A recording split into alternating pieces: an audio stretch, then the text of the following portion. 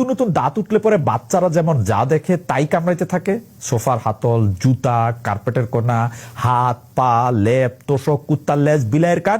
আমাদের সদ্যোথিত বিপ্লবী আত্মার মনে হয় সেই দশা হয়েছে। তাদের তা তা থই থই নৃত্য দেখে একটা ঝাঁকড়া চুলের বাবরি দোলানো কাজী নজরুল ফিল হইতেছে। এ কি উন্মাদ, আমি উন্মাদ। যেন কাউন্ট ড্রাকুলার মতো ঠান্ডা কালো কফিনের দীর্ঘ ঘুম থেকে মাত্রই উঠে বসে এখন ফ্রেশলি স্কুইজ রক্তের জন্য তৃষ্ণার্ত। পানির বোতল টেনে নেবে, পানি খাইতে খেতে বলবে, বাই দা ওয়ে এটা কিন্তু রক্ত না, পানি। যা কইতেছিলাম, প্রাণের ভেতরে এত বিপ্লবের ফালাফালি নিয়ে এখন কইঞ্চেন দিয়ে কি করি? চেতনার ভয়ে খাটের তলায় পড়ে থাকা ধূলিধূসরিত সকল দাবি দেওয়া এখন নতুন আলোর ঝলকানি লেগে মাথা চারা দিয়ে উঠতেছে। সেই সব ম্লান মুখে ভাষার ফোয়ারা। হাতে থাকে পেন্সিলের মতন আমাদের হাতে আছে ছাত্ররা, রাস্তায় ট্রাফিক নাই, ছাত্ররা এসে রাস্তা সামলাইছে, মন্দির ভাঙচুর, ছাত্ররা পাহারা দিছে, রাত্রে ডাকাত পরে তারা ডাকাত খেদাইছে, বন্যার মধ্যে ফানতলা থেকে সাঁতার কাটা সব করছে। এগুলি নানা ধরনের কথা আছে, বাট এইসব সার্ভিস নতুন।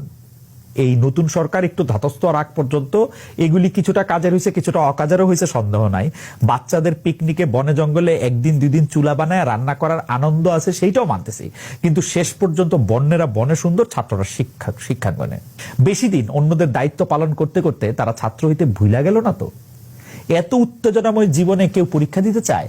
চলল বিপ্লবীর প্রাণের কলেজ স্টুডেন্টরা সচিবালয় শিক্ষা মন্ত্রণালয় ঘেরাও দিতে।